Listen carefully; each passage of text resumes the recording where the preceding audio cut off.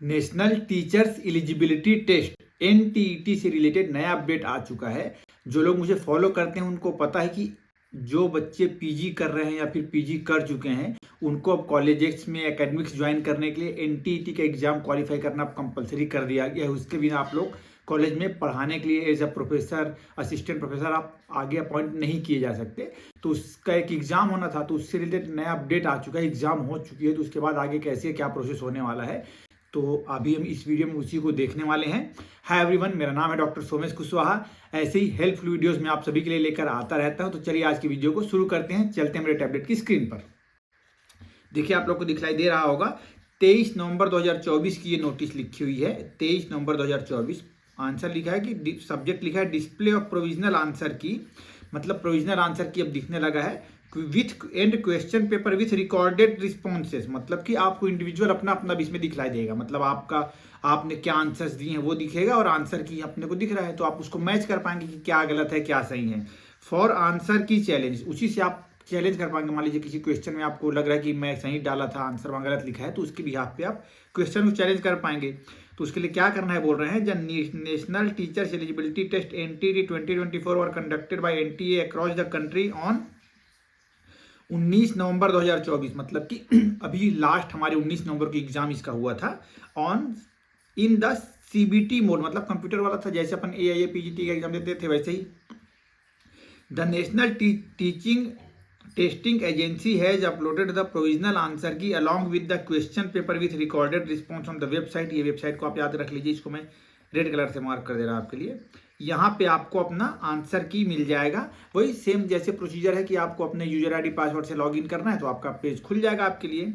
और the candidate who are not satisfied with the answer key may challenge the same by paying a fee of 200 rupees per question challenged as a processing fee non refundable, मतलब कि जितने questions पे आपको query होगी पर question 200 रुपए आपको वहां पे जमा करने पड़ेंगे, जो कि नॉन रिफंडेबल है।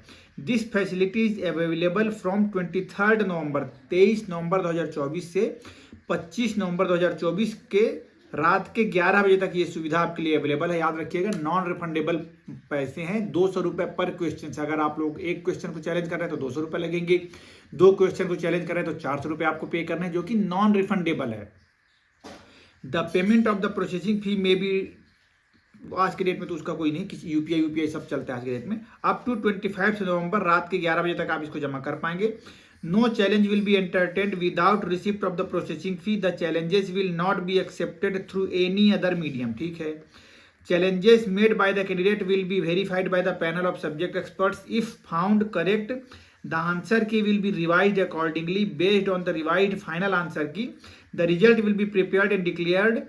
No individual candidate will be informed about the acceptance or non-acceptance of this challenge. मतलब कि आप अगर किसी क्वेश्चन को चैलेंज कर रहे हैं तो उसको एक्सेप्ट किए हैं, माने हैं, नहीं माने, वो सब आपको नहीं बताया जाएगा। बोल रहे हैं जो जितने भी चैलेंजेस आएंगे सभी को लोग कलेक्ट करेंगे, स्पेशलिस्ट के पास उसको भेजेंगे, वेरीफाई कराएंगे, उसके बेसिस पे फिर फाइनल आंसर की बन जाएगा, उसके बेसिस पे फिर आपका मेरिट लिस्ट निकलेगा। The key finalized by the expert after the challenge will be final. For further clarification related to NTT 2024 the candidate can also contact, ये मोबाइल नंबर एक दिया है, मतलब एक कॉन्टैक्ट नंबर, इसमें आप कॉन्टैक्ट कर सकते हैं। दूसरा, कोई भी प्रॉब्लम हो तो मैं आपको हमेशा बोलता हूँ कि सबसे पहले आपको एक ईमेल आईडी करनी है हमेशा, तो ईमेल आईडी लिखा हुआ है यहाँ पे, इसको ध्यान रखिएगा। कुछ स्पेसिफिक पॉइंट्स लिखे हैं वो हम देख लेते हैं। Procedure for challenge of answer की, तो प्रोसीजर बताया है, तो आपको लॉग इन करना पहले इस पे, मतलब कि पहले तो ये वेबसाइट पे जाना है exams.nta.ac.in NTET, फिर इसमें लॉग इन करना है with your application number password. ये आपके पास ऑप्शन है लॉग इन करने का कि आपका एप्लीकेशन नंबर और पासवर्ड, या फिर और log in with application number and date of birth, या फिर आपका एप्लीकेशन नंबर और आपका डेट ऑफ बर्थ के साथ आप उसको लॉग इन करना है।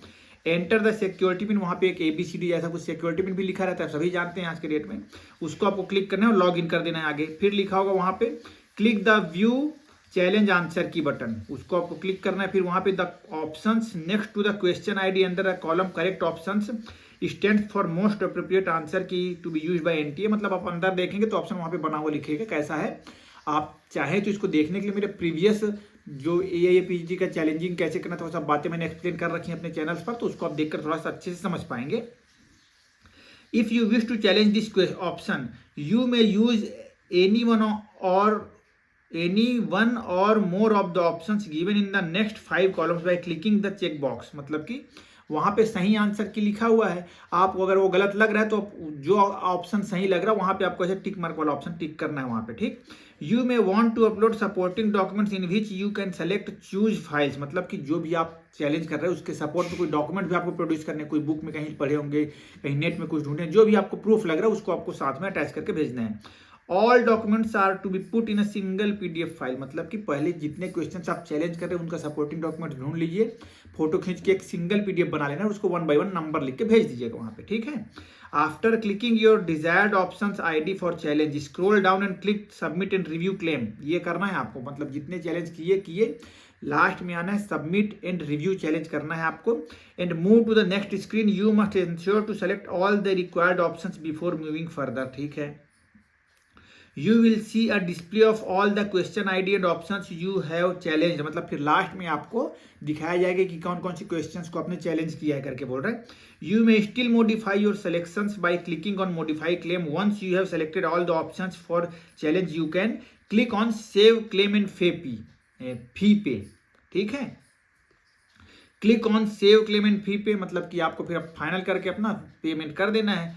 फिर no modification will be allowed after payment, क्योंकि पेमेंट के बाद आपको मॉडिफिकेशन का मौका नहीं मिलेगा, ये ध्यान रखिएगा। और आपको बता ही दिया गया कि 200 रुपये पर क्वेश्चन लगेगा, इस हिसाब से आपको पेमेंट करना है। फिर जितने क्वेश्चन रहेगा वहां पे दिखा देगा। इस प्रकार से यहाँ पे ये पूरा प्रोसेस दिया गया है कि कैसे आप अभी आंसर की कोई चैलेंज कर सकते हैं। तो सभी अपने आंसर की मिला लीजिए। आई होप कि आप लोगों ने आंसर्स की मिला ली होगी। नहीं मिलाए हैं, डर रहे हैं, तो मेरी सलाह होगी कि डरने से, शुतुरमुर्ग बनने से कुछ नहीं होगा। हिम्मत वाला बनिए, साइट पर जाकर मिला कर देख लीजिए। बहुत कठिन क्वेश्चन नहीं थे, बट कुछ बच्चे पूछ रहे सर इसका रिलेवेंस क्या है। तो इसका अपॉर्चुनिटी ये होगा अब एनटीईटी का कि इसके थ्रू थोड़ा सा फिल्टर हो जाएंगे ऐसे बच्चे जो बिल्कुल कॉलेज में तैयारी नहीं कर रहे थे। कुछ बच्चे ऐसे जो ऑन पेपर थे, तो इनको थोड़ा सा कट जाएंगे। तो आपके पास एक बेहतर अपॉर्चुनिटी रहेगी कॉलेज ज्वाइन करने की अपने शर्तों पे, मतलब अपनी जो आप फीस सैलरी, मतलब सैलरी जो आप चाह रहे हैं, जो आपके कंडीशंस हैं उसके बिहाफ पे आप कॉलेज ज्वाइन कर पाएंगे। बट एक ड्रॉबैक मुझे ये भी लगा है कि एनटीईटी में जो जितने भी एग्जाम में जो क्वेश्चन आए थे वो मतलब कि एक नेचर ऑफ एथिकल टाइप के क्वेश्चंस थे। कुछ तो सब्जेक्टिव क्वेश्चंस थे पढ़ने वाले, है ना।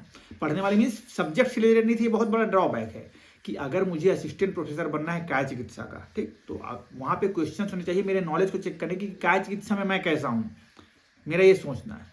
तब तो अच्छे से ज़्यादा फिल्टर हो पाते बच्चे। यहाँ पे बीएड डीएड जैसे सवाल लिखे पड़े हैं कि अगर बच्चे हल्ला कर रहे हैं क्लास में तो आप उनको कैसे कंट्रोल करेंगे। Option A, option B, option C, मारेंगे, भगाएंगे, दौड़ाएंगे, मुर्गा बनाएंगे, जैसे ये सबको पढ़ा के कुछ मतलब इससे आपका नॉलेज चेक तो नहीं हो पाएगा। तो ये मेरा एक पॉइंट था इस पर।